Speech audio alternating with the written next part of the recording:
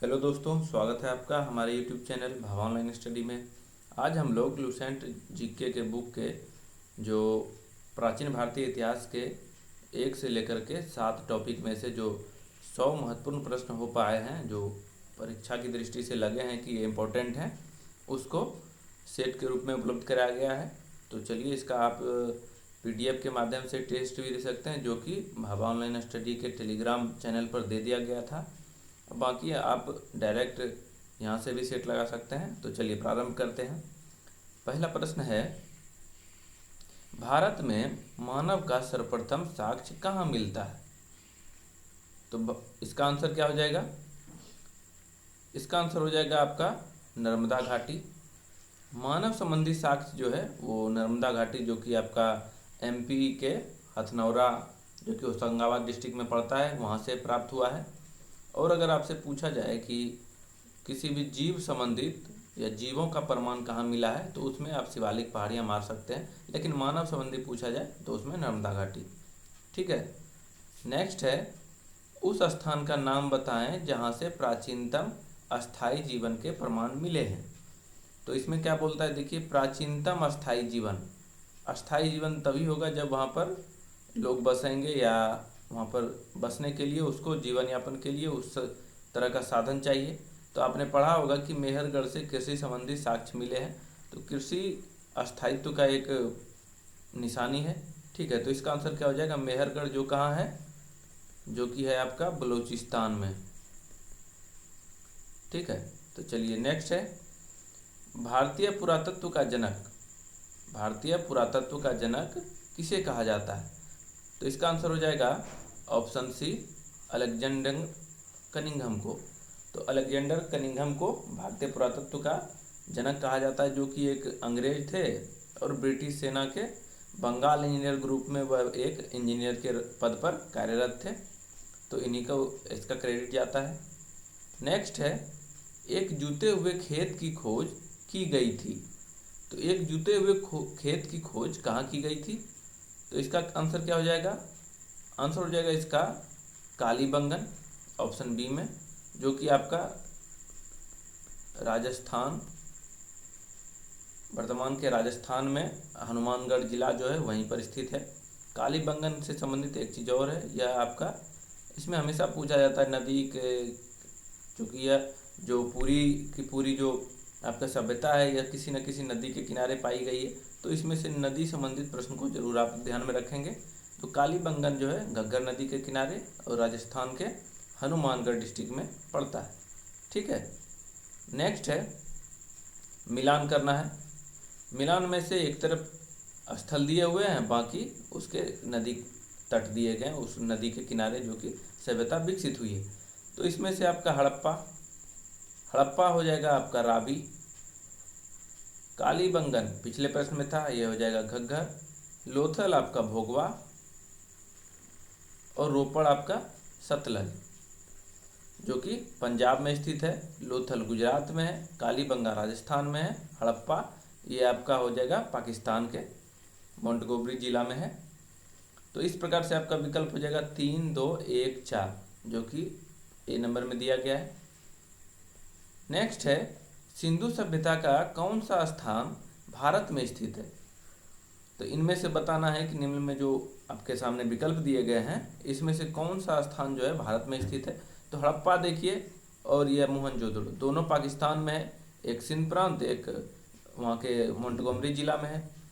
जो कि आपका ऑप्शन सी दिया है, ये आपका लोथल जो है गुजरात राज्य में पड़ता है, जो कि भोगवा नदी के किनारे है।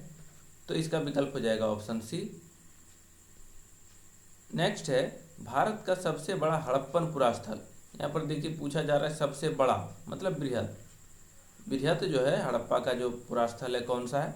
तो इसका आंसर हो जाएगा ऑप्शन डी, राखीगढ़ी जो है, जितने भी हड़प्पा स्थल पाए गए हैं उसमें से सबसे क्षेत्रफल में सबसे बड़ा है, जो कि आपका यह हरियाणा राज्य में पड़ता है। ठीक है।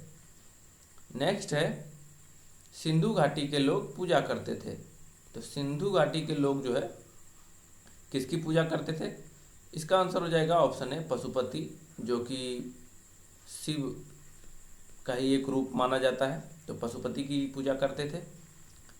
नेक्स्ट है, सर्वप्रथम मानव ने किस धातु का उपयोग किया? तो हम लोग जानते हैं कि सबसे पहले मानव ने तांबा धातु का उपयोग किया था, ऑप्शन सी में दिया गया है।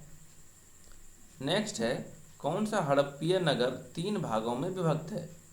तो हड़प्पा का नगर है, मतलब उस सभ्यता से संबंधित, और 3 भाग में विभाजित है। तो इसका आंसर हो जाएगा आपका ऑप्शन सी, धौलावीरा। यह आपका धौलावीरा जो है यह आयताकार रूप में था, ठीक है। आयताकार रूप में इसमें 3 इस तरह से 3 भाग में बटे हुए थे। एक था आपका किला जो कि भीतरी था, उसके बाद मध्य में नगर था, और बाहरी या निचला नगर इसको बोल सकते हैं। तो इसको 3 स्टेप में इस तरह से बनाया गया था। तो इसका आंसर हो जाएगा ऑप्शन सी। नेक्स्ट है, लेखन कला की उचित प्रणाली विकसित करने वाली सर्वप्रथम प्राचीन सभ्यता कौन सी थी? तो लेखन कला का जो विकास हुआ या आविष्कार कह सकते हैं, तो कहाँ हुई थी? इसका आंसर हो जाएगा ऑप्शन सी, सुमेरियनों ने जो है प्राचीन विश्व के प्रथम लिपि जिसको कि बोलते हैं क्यूनिफॉर्म, वैज्ञानिक रूप में नाम है इसका क्यूनिफॉर्म, तो इसका जो आविष्कार जो है सुमेरियनों ने किया था।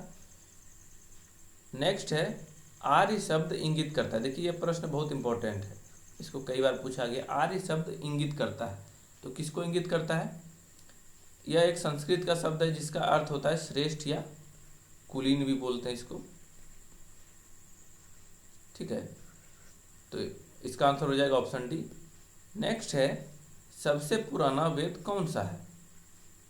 तो सबसे पुराना वेद मतलब सबसे पहले का वेद आपका हो जाएगा ऋग्वेद, और सबसे बाद का वेद हो जाएगा आपका अथर्ववेद, ठीक है। सबसे पुराना ऋग्वेद, 4 वेदों में से सबसे पुराना, इसको याद रखेंगे। नेक्स्ट है, ऋग्वेद का कौन सा मंडल पूर्णतः सोम को समर्पित है? सोम देवता को समर्पित, ये आपका हो जाएगा ऑप्शन 9वां मंडल। 9वां मंडल सोम को समर्पित है, जबकि 10वें मंडल में पुरुष सूक्त संबंधित है, ठीक है। नेक्स्ट है, मिलान करना है, तो एक तरफ उसके प्राचीन नाम दिए गए हैं नदी के, और एक वर्तमान नाम है, उसमें मिलान करते हैं। कुभा, तो कुभा हो जाएगा आपका काबुल, परुस्नी रावी हो जाएगा, सतानीरा गंडक हो जाएगा, सतुद्री सतलज हो जाएगा, ठीक है। तो 2, 3, 1, 4, तो इस तरह से आपका विकल्प हो जाएगा ऑप्शन बी। नेक्स्ट है, निम्नलिखित अभिलेख में से कौन सा ईरान से भारत में आर्यों के आने की सूचना देता है? तो इसमें से विकल्प देखिए, मानसेहरा, शाहबाजगढ़ी, बोगाजकोई और जूनागढ़। तो इसका आंसर हो जाएगा ऑप्शन सी, बोगाजकोई, जिसको एशिया माइनर, ठीक है, एशिया माइनर से संबंधित है। तो एशिया माइनर का अर्थ है मध्य एशिया। तो इस तरह से ईरान से भारत में आर्यों का आगमन की सूचना जो है बोगाजकोई अभिलेख ही देता है। नेक्स्ट है, गोत्र शब्द का प्रयोग सर्वप्रथम हुआ था। तो गोत्र शब्द का प्रयोग जो है सर्वप्रथम कब हुआ था? ये हो जाएगा ऋग्वेद में।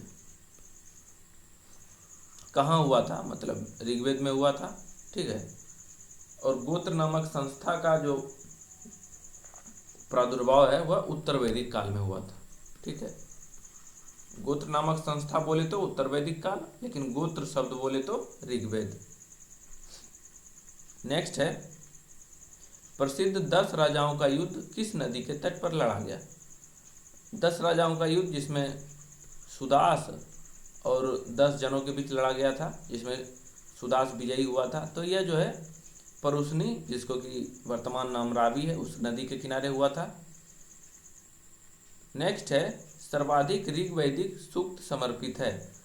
तो ऋग्वेद में जो आपने पढ़ा होगा कि 250 ऋचा जो है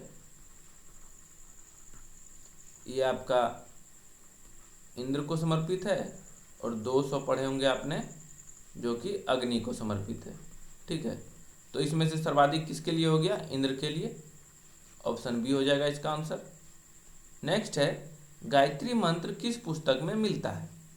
तो गायत्री मंत्र जो है आपका विकल्प सी हो जाएगा, ऋग्वेद में मिलता है, जिसमें कि तीसरा जो मंडल है उसमें आप पढ़े होंगे कि सावित्री नामक देवता को गायत्री मंत्र समर्पित है। तो इस हिसाब से आंसर क्या हो जाता है इसका, ऋग्वेद हो जाता है। नेक्स्ट है पुराणों की संख्या है, पुराणों की संख्या कितनी है यही बताना है। तो इसका आंसर हो जाएगा ऑप्शन बी 18, जिसके बाद की 6 इसमें दिया हुआ है, लूसेंट के आपने चैप्टर में पढ़ा होगा, 6 वेदांग है, ठीक है। और उपनिषद की संख्या कितनी है, 108 है, ठीक है। चलिए आगे बढ़ते हैं। भारतीय प्रतीक पर उत्कीर्ण सत्यमेव जयते लिया गया है, मतलब सत्यमेव जयते कहाँ से लिया गया है। तो इसका आंसर हो जाएगा ऑप्शन सी मुंडकोपनिषद से लिया गया है।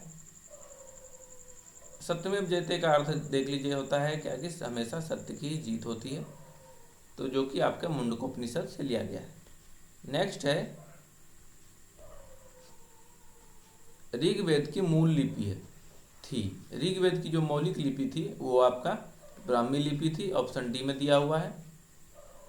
नेक्स्ट है ऋग्वेद में अधन्या का प्रयोग हुआ है, अधन्या शब्द का प्रयोग किसके लिए हुआ है, तो यह हुआ है न मारे जाने योग्य पशु जो है वो गाय, उसके लिए, गाय के लिए अगन्या शब्द का प्रयोग हुआ है। ये बहुत ही इंपॉर्टेंट क्वेश्चन है, कई बार पूछा गया है, तो आप इसका ध्यान में रखेंगे।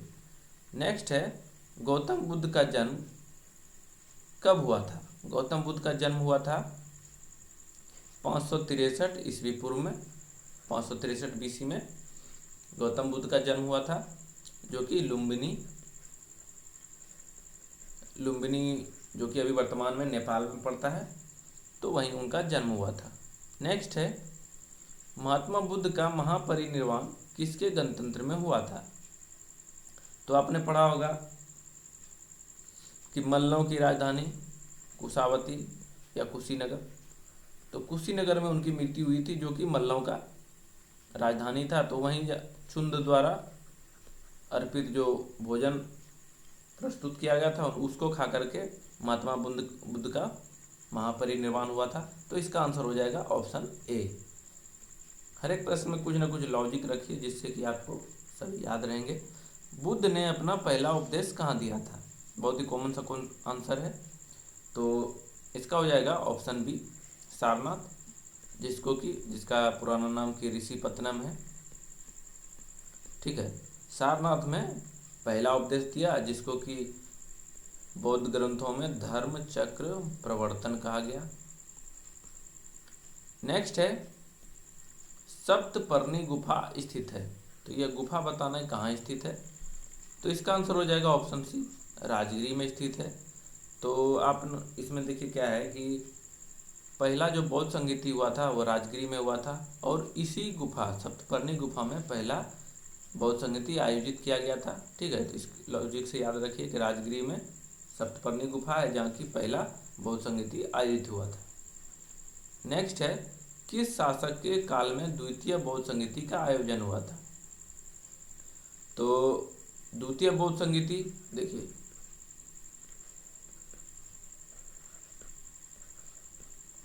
अजातशत्रु, कालाशोक, अशोक और कनिष्क। दूसरा पूछ रहा है तो इसको कालाशोक मारेंगे।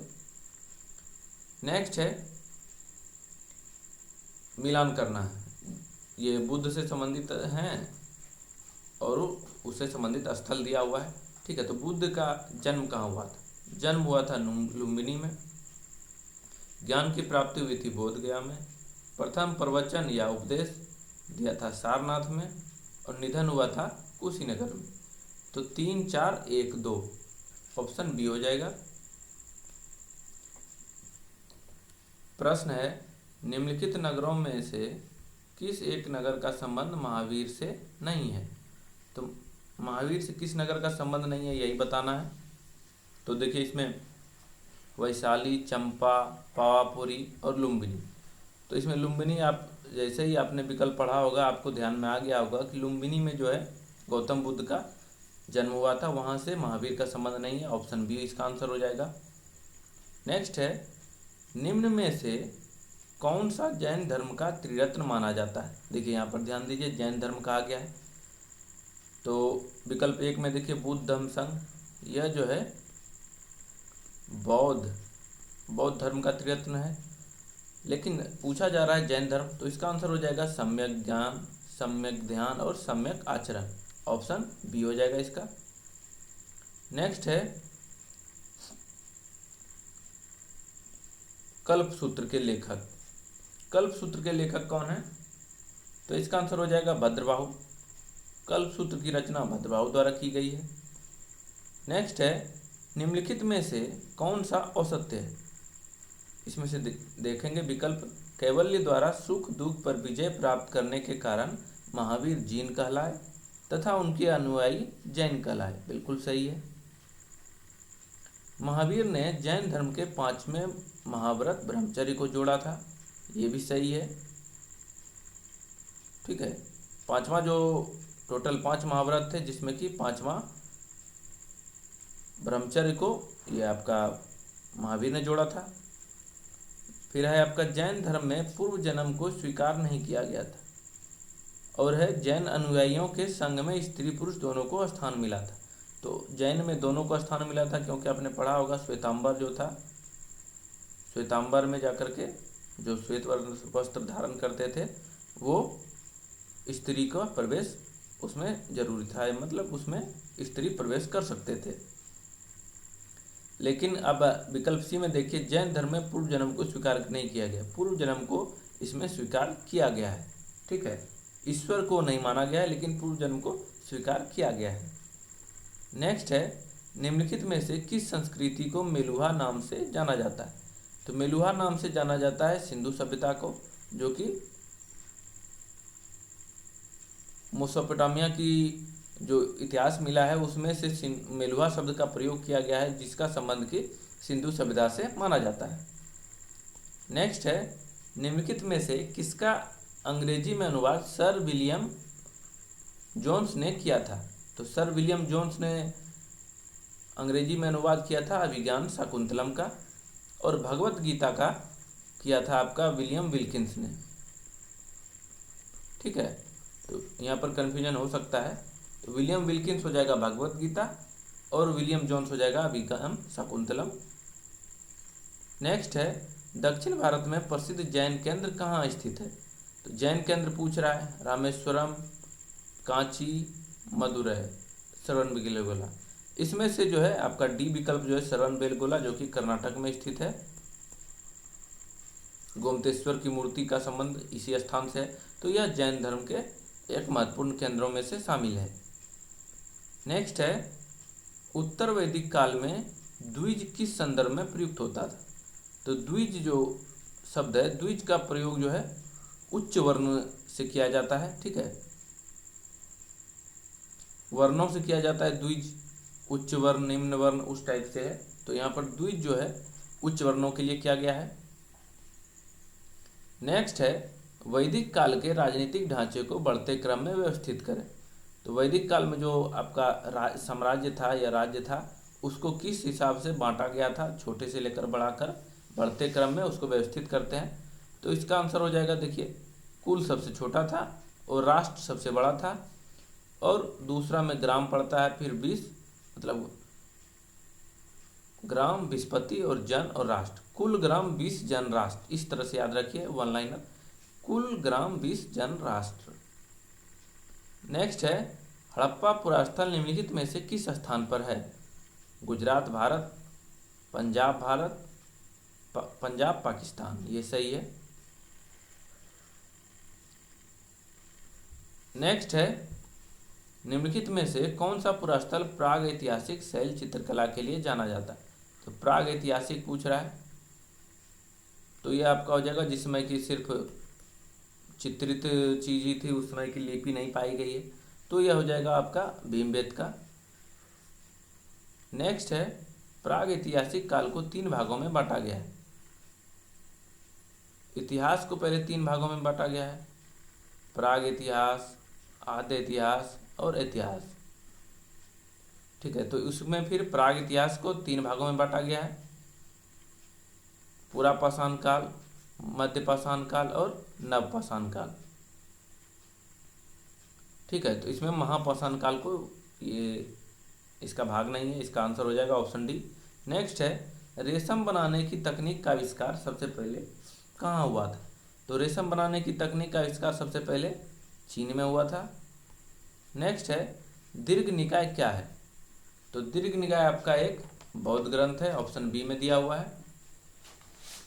नेक्स्ट है, प्राचीन महत्वपूर्ण नगर कौशाम्बी निम्नलिखित में से किस स्थान पर स्थित है? तो कौशाम्बी आपका यूपी में पड़ता है, जो कि इलाहाबाद क्षेत्र में है। तो इलाहाबाद के यूपी में कौशाम्बी है, तो इसका आंसर हो जाएगा ऑप्शन सी। नेक्स्ट है 46, हड़प्पा सभ्यता से प्राप्त नगरों के संदर्भ में कौन सा कथन सही है?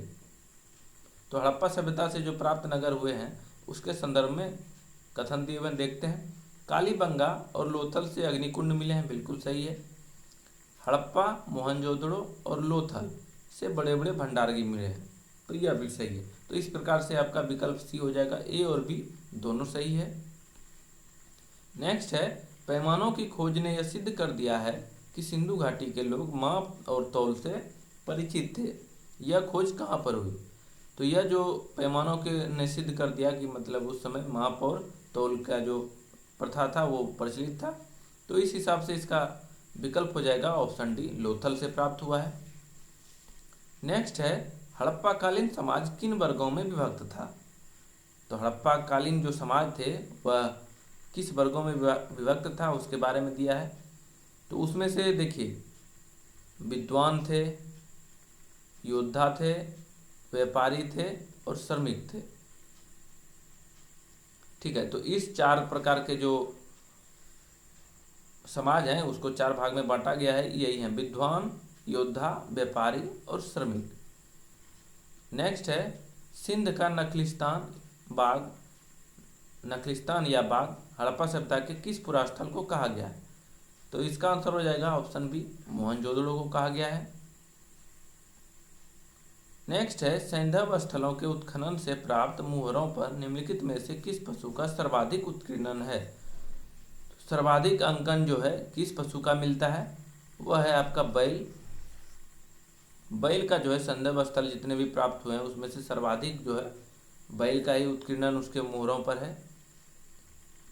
नेक्स्ट है, मिलान करना है। देखिए यहाँ पर एक तरह से सिंधु सभ्यता की जो चौहद्दी है, चौहद्दी में से जो सीमा उसका है उसमें कौन सा क्षेत्र पड़ता है? तो उत्तरी सीमा ये आपका मांडा हो गया, जो कि जम्मू कश्मीर में पड़ता है।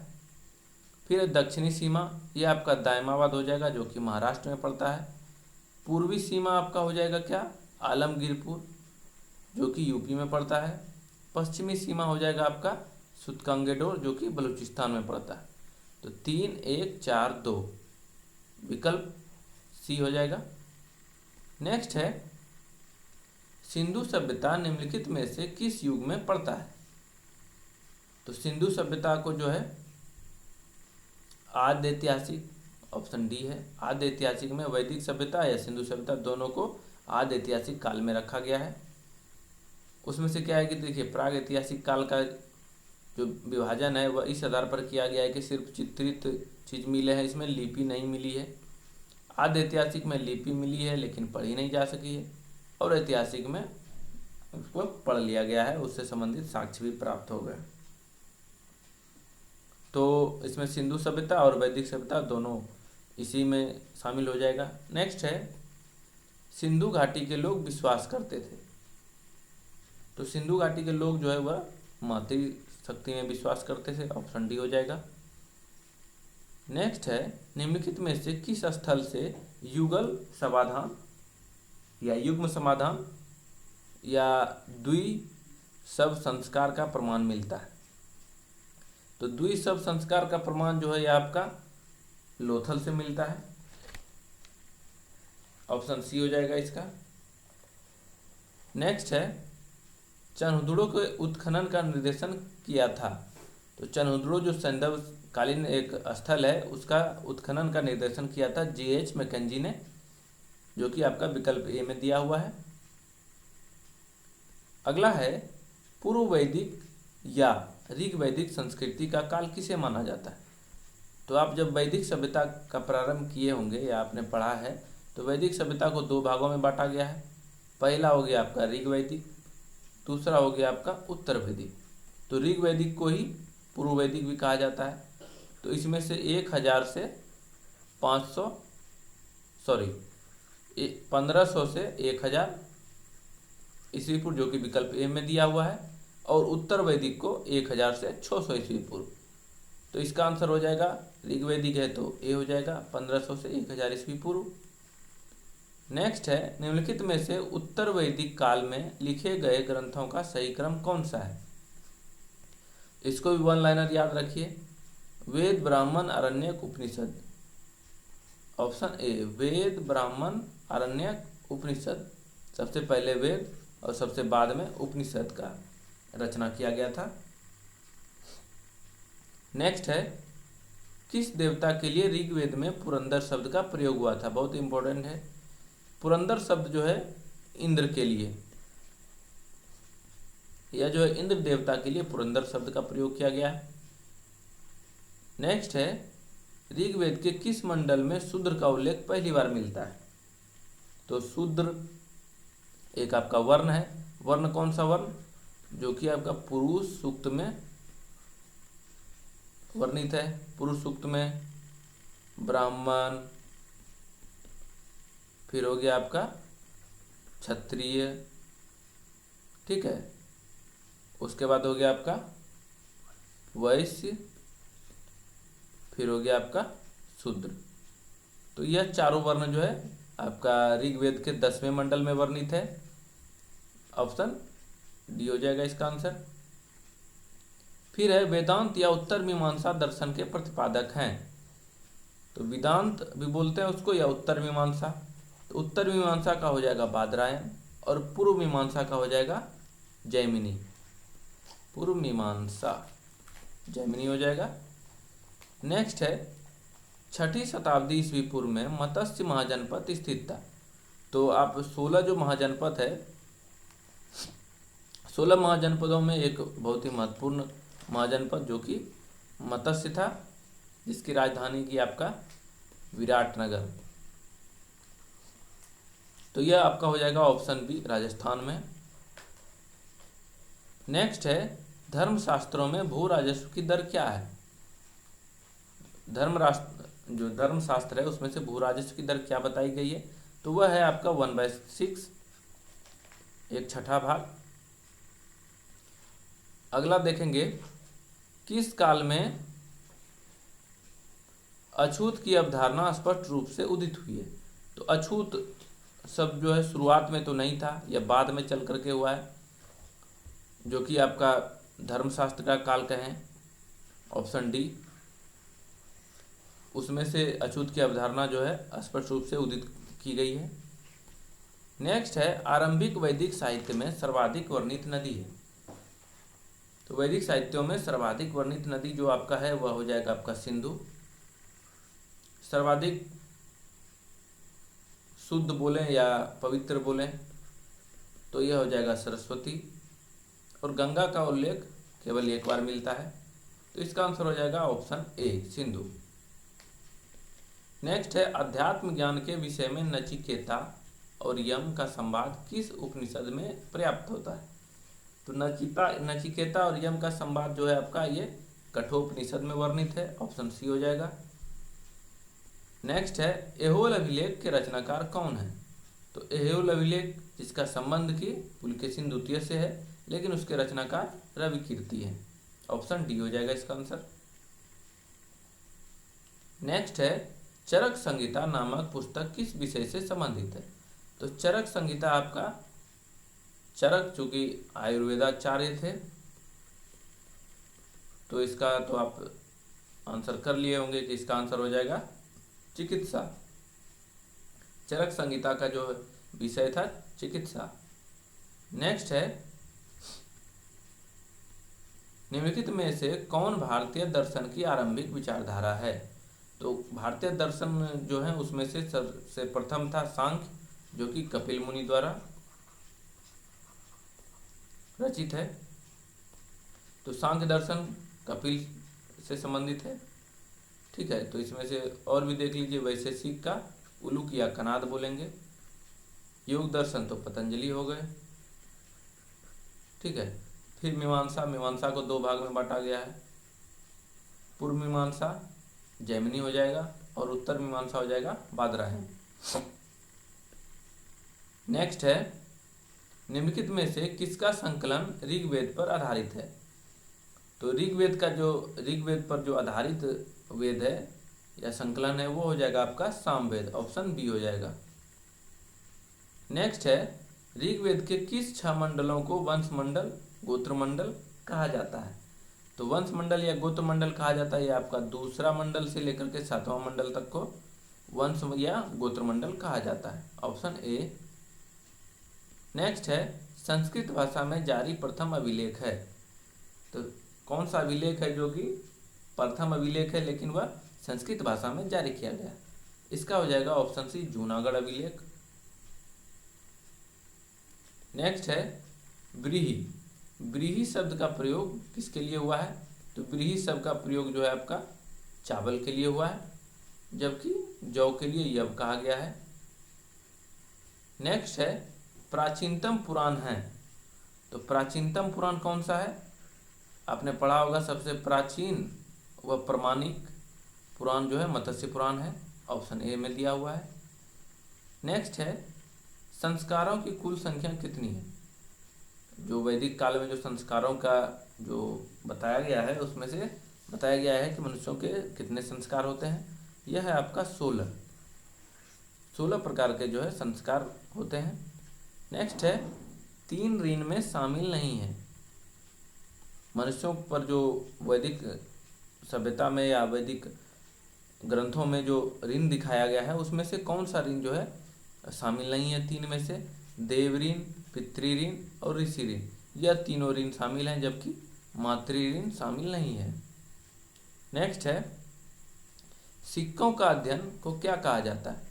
तो सिक्कों के अध्ययन को कहा जाता है न्यूमिस्मेटिक्स, ऑप्शन बी में दिया हुआ है, न्यूमिस्मेटिक्स। नेक्स्ट है, सुमेलित करना है। एक तरफ देवता है और उनसे संबंधित कार्य किस लिए जाने जाते थे? चलिए इसमें देखते हैं। पूषण, ये हो गया आपका पशुओं का देवता। ठीक है, उसके बाद देखिए रुद्र। रुद्र हो गया आपका विवाह का देवता। धव, धव हो गया आपका जगत का पिता। ठीक है, उसके बाद हो गया अदिति, यह हो गया आपका देवों की महान माता। तो 2, 1, 3, 4 विकल्प बी में दिया हुआ है। नेक्स्ट है, अवेस्ता और ऋग्वेद में समानता है। अवेस्ता किस क्षेत्र से संबंधित है? तो अवेस्ता आपका जो है संबंध जो अवेस्ता का है यह आपका ईरान से संबंधित है, ऑप्शन बी में बी में दिया हुआ है। दोस्तों आपको यह क्वेश्चन का संकलन कैसा लगा इसको आप कमेंट बॉक्स में जरूर बताएं। ठीक है, चलिए देखते हैं 79। आर्यों के आर्कटिक होम सिद्धांत का पक्ष किसने लिया? कि मतलब आर्य जो आए थे वह आर्कटिक क्षेत्र से आए थे, यह कहना था आपका बाल Gangadhar Tilak, option C. Next है, मिलान करना है। देखिए ये आपका महाजनपद है और एक दूसरे तरफ उसकी राजधानी है। ये क्या है? महाजनपद 16 में से, और इस तरफ इसकी राजधानी है। ठीक है, तो गांधार ये हो जाएगा आपका तक्षशिला, सूरसेन हो जाएगा आपका मथुरा, वत्स हो जाएगा आपका कौशाम्बी, कौशल हो जाएगा आपका श्रावस्ती। 4, 1, 2, 3 ये आपका विकल्प ए में दिया हुआ है। चलिए आगे बढ़ते हैं। पाली ग्रंथों में गांव के मुखिया को क्या कहा जाता है? ठीक है, तो पाली ग्रंथों में गांव के मुखिया को भोजक या ग्राम भोजक कहा जाता था, भोजक या ग्राम भोजक। नेक्स्ट है 16 महाजनपदों, देखिए चर्चा कर रहे थे इसकी हम लोग। 16 महाजनपदों की सूची उपलब्ध है, तो यह जो सूची है उपलब्ध है यह अंगुत्तर निकाय में शामिल है। इसको इस तरह से देखिए 16 है तो उसको हम लोग उंगली पर याद कर सकते हैं, अंगुत्तर और 16 महाजनपद। ठीक है। नेक्स्ट है मठ, मंदिर और स्तूप किस धर्म से संबंधित है? तो मठ, मंदिर और स्तूप, जैसा कि आप सब से ही आपको याद हो गया होगा, यह बौद्ध धर्म से संबंधित है। एक्चुअली बौद्ध के जो स्थल होते हैं या उसको भी मंदिर ही कहा जाता है, ठीक है, जहाँ पर वो पूजा करते हैं, जहाँ ध्यान करते हैं, उसको भी मंदिर ही कहा जाता है। तो इस तरह से मठ, मंदिर और स्तूप तीनों बौद्ध धर्म से सम्मिलित है। नेक्स्ट है सारनाथ में बुद्ध का प्रवचन कहलाता है। देखिए सारनाथ में बुद्ध का प्रवचन मतलब पहला उपदेश, तो पहला उपदेश मतलब धर्मचक्र प्रवर्तन, ऑप्शन डी हो जाएगा। नेक्स्ट है बौद्ध धर्म ने समाज के निम्न वर्गों पर महत्वपूर्ण प्रकाश डाला है।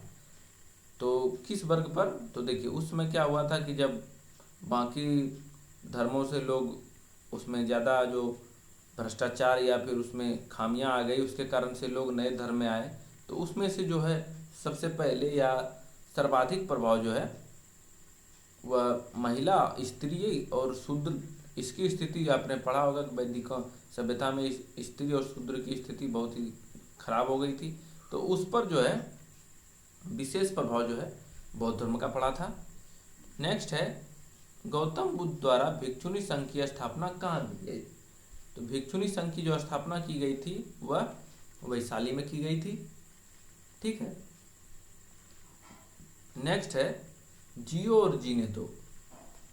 जियो और जीने दो किसने कहा? यह आपका, यह जो प्रवचन या कथन कहेंगे, यह आपका महावीर स्वामी का कथन है, ऑप्शन ए में दिया हुआ है। नेक्स्ट है जैन धर्म में पूर्ण ज्ञान के लिए क्या शब्द है?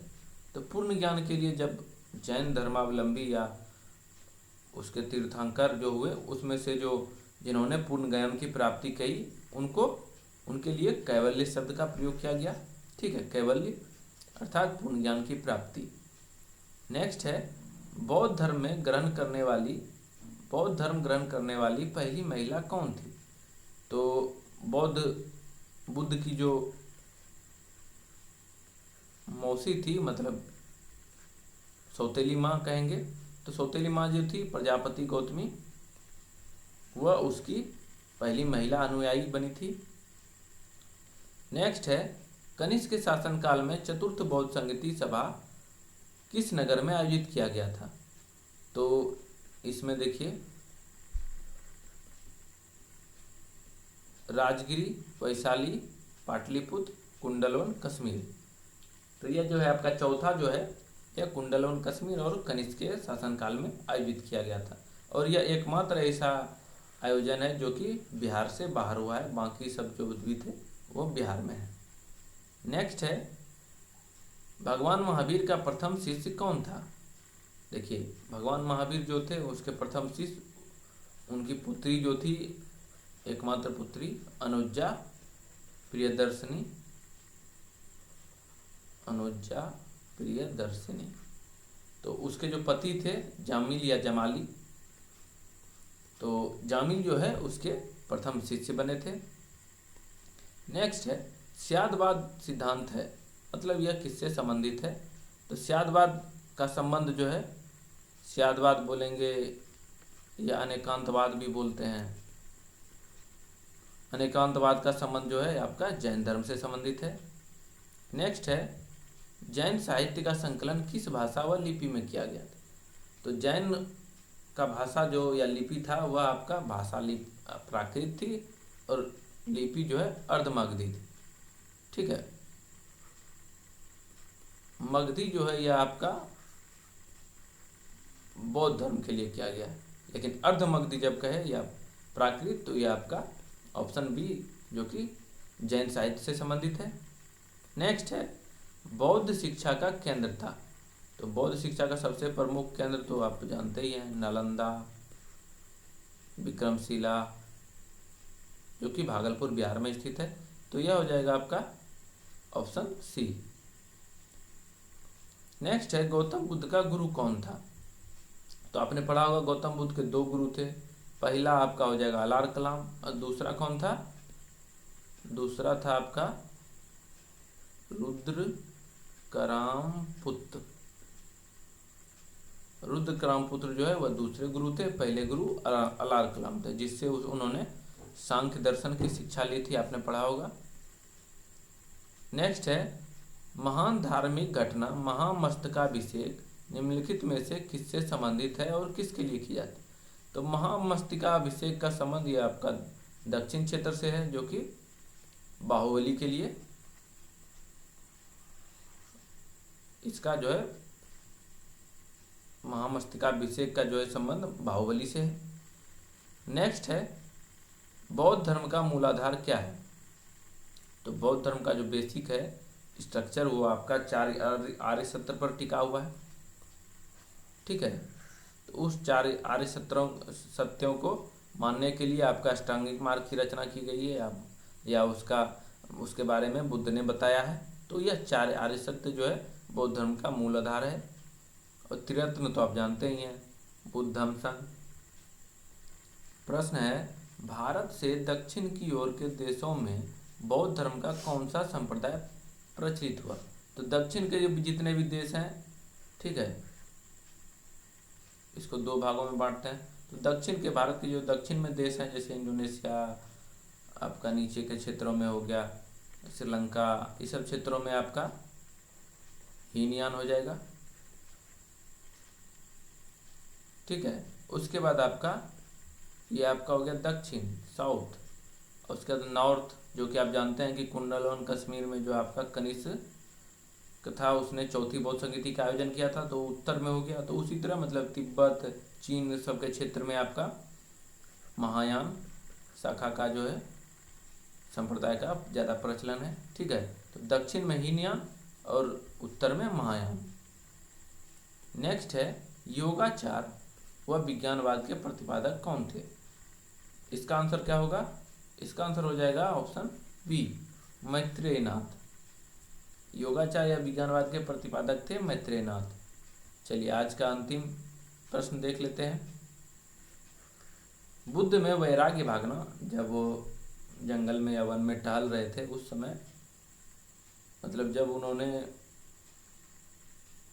उनका मन नहीं लगता था किसी भी आपके राजनीतिक या राजा वाला कार्य में, ठीक है, तो उसमें से जब वो अपने पिता का सहयोग नहीं कर रहे थे या उनकी जो भावना थी वह बिल्कुल अलग हो रही थी, उस समय जो उनका जो 4 मुख्य दृश्य उन्होंने देखा था, जिससे कि उनका हृदय परिवर्तन हुआ या वो संन्यास की तरफ बढ़े थे, ठीक है। तो उसमें से जो क्रम है या क्रम में याद रखेंगे। तो 4 दृश्यों को जो है, इसका आंसर तो मैं अभी नहीं बताऊंगा, यह आप कमेंट बॉक्स में कमेंट कर सकते हैं। ये आपको क्रम में दिया गया है कि पहले किसको देखा और बाद में किसको देखा, जिससे कि वह प्रभावित हुए और उन्होंने गृह त्याग करके अपने कठोर तपस्या की और जाकर के वो मतलब सिद्धार्थ से जाकर के गौतम बुद्ध बने थे, ठीक है दोस्तों। तो इसको आप आंसर कमेंट में कर सकते हैं। बाकी मिलते हैं अगले एपिसोड में। धन्यवाद।